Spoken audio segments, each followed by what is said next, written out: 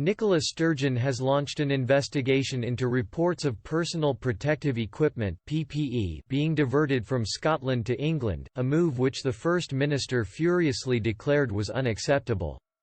Reports have emerged of supplies of PPE being diverted from care homes to Scotland to England. First Minister Nicola Sturgeon addressed the issue at her coronavirus press briefing on Tuesday, stressing that she was concerned and would be monitoring the situation closely. The SNP leader warned that her government will be investigating the matter as it was clearly unacceptable. Ms. Sturgeon said, "Our Health Secretary, Jeane Freeman, is raising this matter with Matt Hancock, the UK Health Secretary, and is seeking to speak to him directly about that.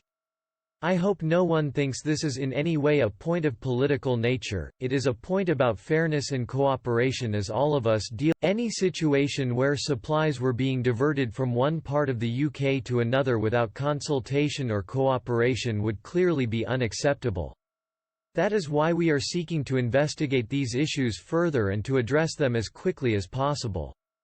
She continued, "I should stress, we are not aware so far that this is an issue affecting supplies to our national stockpile in Scotland, although we continue to monitor that very closely indeed.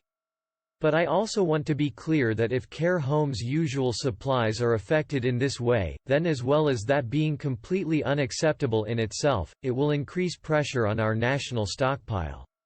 So it's not an exaggeration to say we are extremely concerned about these reports and are taking steps to investigate them further and resolve them if they are real issues. All parts of the UK right now are facing supply challenges on PPE. Ms. Freeman said she is writing to Mr. Hancock urgently seeking clarity on the reports. The Scottish minister was to have had a phone call with Mr. Hancock, but he has cancelled it.